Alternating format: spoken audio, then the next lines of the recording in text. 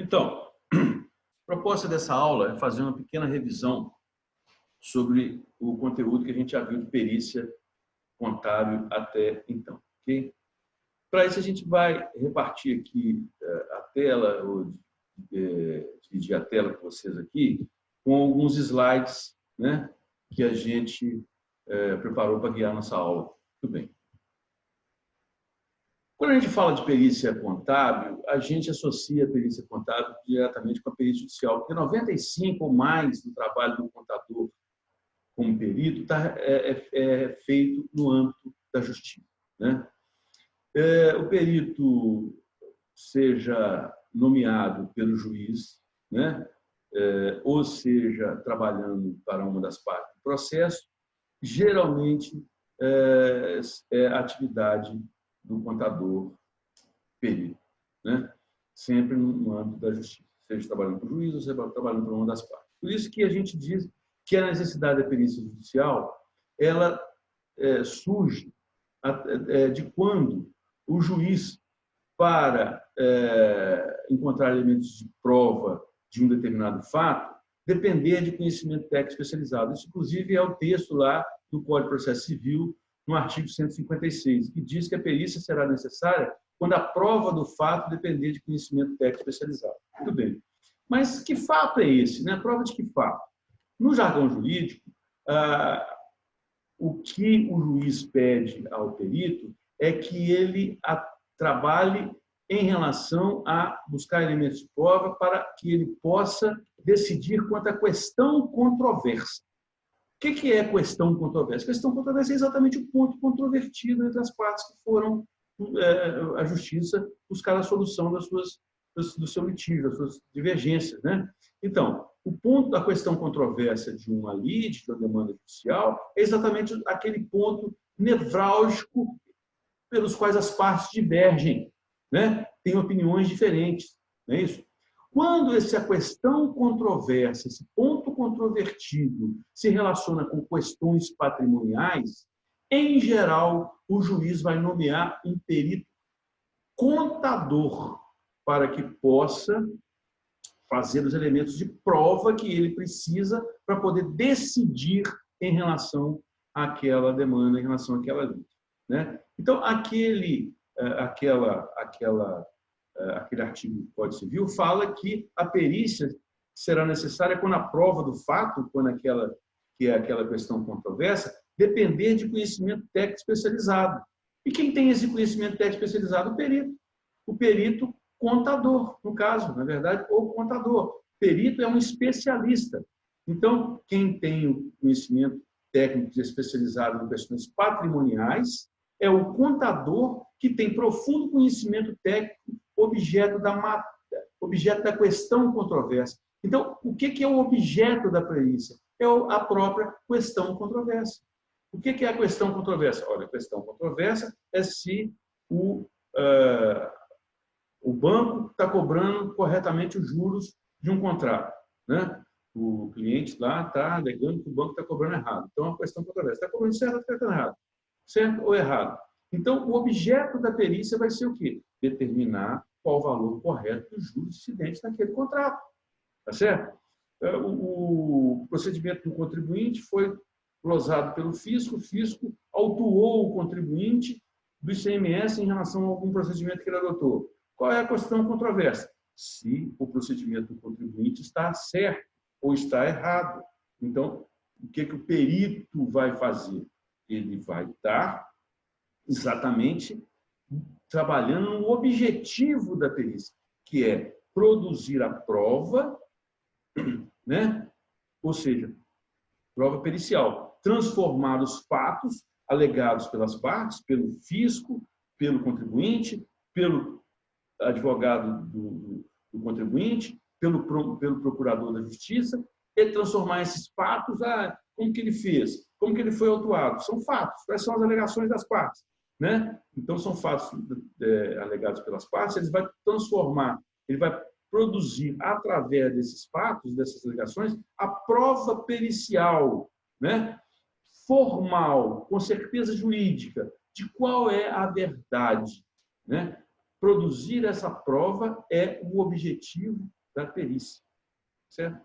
Então, aqui a gente tem que o objeto da perícia é a questão controversa estabelecida pelo juízo, né? E que o objetivo da perícia é produzir a prova pericial, que é a prova de qual é a verdade formal em relação àqueles fatos, né? Muito bem. E como é que o perito faz isso? Ele faz isso através dos procedimentos periciais que vão, né, produzir o laudo pericial, né? Então, esses elementos de prova necessários para contribuir com a decisão judicial, eles não são absolutamente impositivos, eles contribuem para a formação de opinião do juiz, para a formação da decisão do juiz, mas eles não são definitivos. O juiz pode considerar parte daquele laudo, pode considerar aquela prova, pode considerar integral, ou pode até desconsiderar para a sua decisão, mas ele geralmente considera muito a conclusão do perito em relação àqueles fatos, né? Então, o perito apresenta no seu laudo pericial, né, os elementos necessários para subsidiar a formação subsidiar a decisão judicial. Então, uma coisa importante que o laudo pericial contábil ele é apresentado pelo perito do juiz. O perito nomeado pelo juiz apresenta o laudo pericial. E o perito assistente, ele apresenta o parecer técnico. Perito assistente não faz laudo. Perito assistente produz o parecer técnico. Mas o que são, afinal de contas, esses laudos ou pareceres técnicos? São documentos escritos, nas quais os peritos registram de forma abrangente o conteúdo da perícia, ou seja, ele vai informar lá de forma geral o que é, qual foi a demanda, qual é a lide, qual é o ponto controvertido, qual a alegação das partes.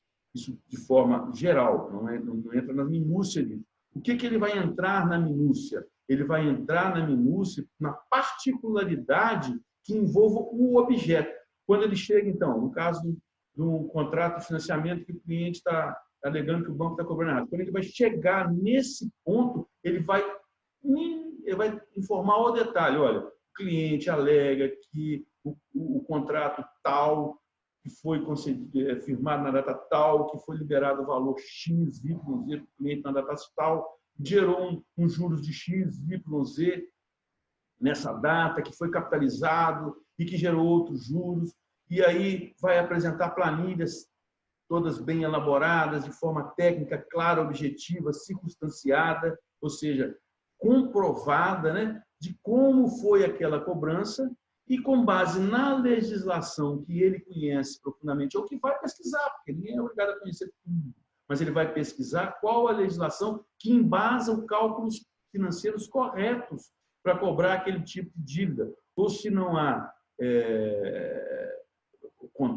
se aquilo não está claro no contrato, como deveria estar, o que é legal no contrato, o que não é legal no contrato, tá certo? E aí ele vai apresentar os cálculos detalhados, tá certo? As minudescências, os detalhes que envolvem o objeto, né? E ele vai mostrar também com detalhes os elementos que ele utilizou para provar que aquela conclusão que ele chegou sobre a cobrança correta ou incorreta sobre aqueles juros, né, que foi cobrado pelo banco, que estão lá no seu laudo, tá certo? Então, o laudo pericial é um relatório escrito que apresenta de forma geral dados sobre a lide como um todo, sobre o processo judicial como um todo, e detalha e particulariza com muitos rigor o objeto e as conclusões a que o perito chegou. Compreende?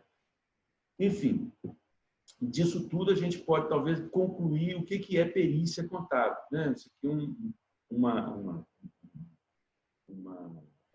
definição de perícia contábil que traz todos aqueles elementos que a gente está falando antes. Também faz parte lá da norma brasileira de contabilidade. Então, perícia contábil é o conjunto de procedimentos técnicos científicos, né?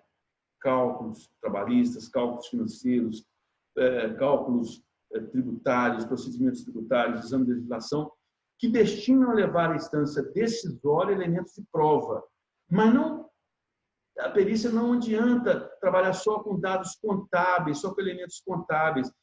Você vê que se você trabalha na área judicial, como é 95%, 99% do trabalho do perito contábil, então ele tem que se ater muito às normas jurídicas, né? É importante que ele siga toda a burocracia, todo o ferramental que a área jurídica, todos os procedimentos, os processos que a área, que as normas jurídicas determinam para o trabalho pericial, tem que ser rigorosamente cumprido, senão invalida um bom trabalho, se não se cumprir as boas normas jurídicas, né? Ou se cumprir bem as normas jurídicas, né? Isso aí a gente vai entrar em detalhe depois. E as normas profissionais? São fortes as normas profissionais. Nós já vimos algumas questões, como impedimento, suspeição. É preciso que haja bastante critério para que o perito saiba como fazer o planejamento do seu trabalho, né? Até para gerar o seu próprio orçamento, claro, e poder cobrar com consistência das partes ou da parte que vai ter que pagar, né? Então, ele tem que associar o seu conhecimento contábil, ele tem que associar o seu conhecimento das normas jurídicas, ele tem que associar o seu conhecimento das normas profissionais e muito da legislação específica a respeito do objeto da perícia. Muito sobre, o problema é tributário, então ele tem que ter e demonstrar e provar, por A mais B, que um amplo conhecimento da área tributária buscado de várias fontes que comprovam aquilo que é a conclusão do perito. Então, juntando todo esse conhecimento contábil, jurídico, da legislação específica e seguindo as normas profissionais, ele vai gerar esses elementos de prova necessários a subsidiar a solução do litígio ou constatação de um fato. Como assim? A constatação do fato, olha só, a empresa alega que determinados bens ela está utilizando no seu parque industrial.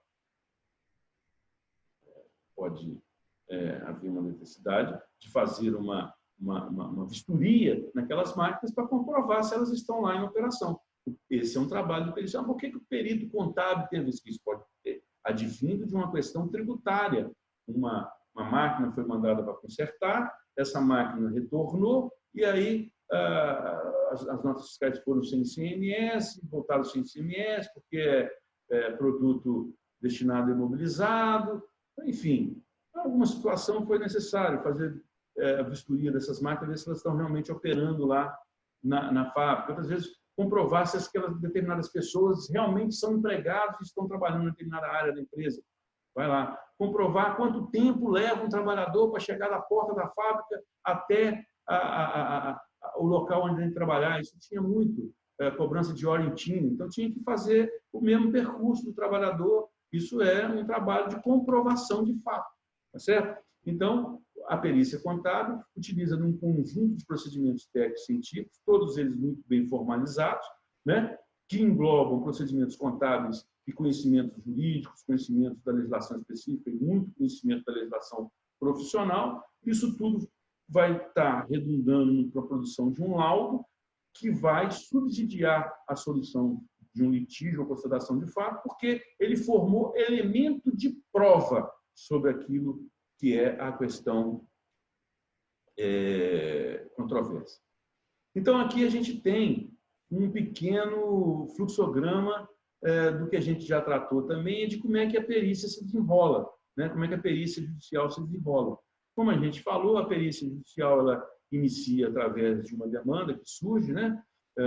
E ela vai, então, o perito vai ser nomeado pelo juiz, quando ele toma a decisão da perícia, ele vai aceitar ou não aceitar. Se ele aceitar, né, está desse lado aqui, se ele aceitar, ele vai fazer o planejamento da perícia. O que é o planejamento da perícia? Ele vai examinar quais os procedimentos que ele vai ter que fazer. Tem aqui essa brincadeira que a gente fala do vai me cai, ele vai fazer uma verificação, vai fazer uma avaliação, vai fazer uma investigação, vai fazer uma medição, vai fazer um exame, vai fazer uma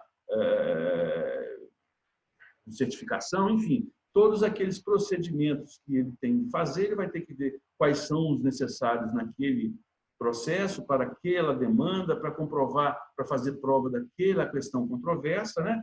que ele vai ver quanto tempo que ele vai gastar, vai valorar esse prazo e ele, então, vai apresentar o seu orçamento. Vai apresentar o orçamento dele, que vai ser acatado pela parte ou não, mas, no final, vai ser pago por uma das partes, né? E ele vai ter que iniciar o seu trabalho. Isso é uma sequência do trabalho. Isso é o que a gente viu até agora.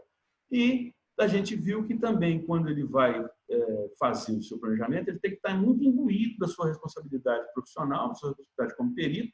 Aqui, nesse próprio slide, tem aqui, na sequência, algumas informações, se quiser ver depois com calma, quais são, né, a responsabilidade profissional do perito, quais são os elementos de selo profissional que ele tem que estar muito consciente ao fazer o seu planejamento, né?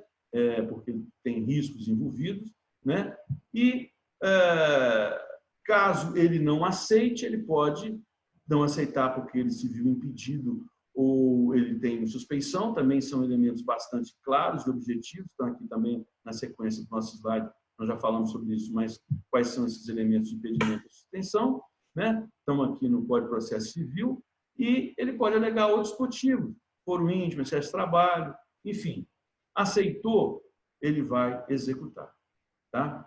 O primeiro passo é executar, preparar esse planejamento e esse orçamento.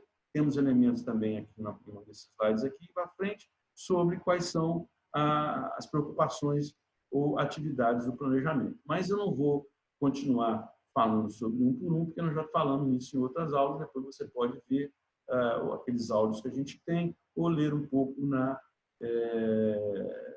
bibliografia que a gente passou. De qualquer forma, os objetivos do planejamento estão aqui nesse slide, né? Conhecer o objeto de finalidade da perícia, sobretudo, que vem da leitura, né?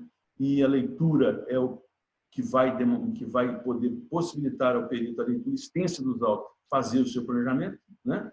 Aqui nós temos aqui aquela informação do que o perito tem antes de estar fazendo o seu orçamento, o seu planejamento, verificar se ele tem qualquer impedimento. Para isso, ele tem que conhecer muito bem quais são as partes envolvidas no processo e ler todo o processo para ver se não tem ninguém ali que possa ser uma pessoa de relação íntima, né? Ou que ele tem algum envolvimento patrimonial naquela demanda, certo? E a responsabilidade do perito, então, né, ele pode, inclusive, ser incriminado, dependendo, né, se ele for comprovado qualquer tipo de dolo ou culpa, né? E o zelo profissional, uma coisa importante, cumprir prazo, assumir responsabilidade, guardar os documentos, não é isso? Então, aqui, algumas questões que eu relacionei aqui, que nós já falamos sobre ela, você tem que fixar muito isso aqui, se você precisar de fazer provas de concurso, ou mesmo prova do exame de suficiência lá no CFC, mas nós vamos tratar disso com mais detalhe nas próximas aulas também, apesar de já termos falado nesse assunto, ok? Por hoje é só, eu agradeço.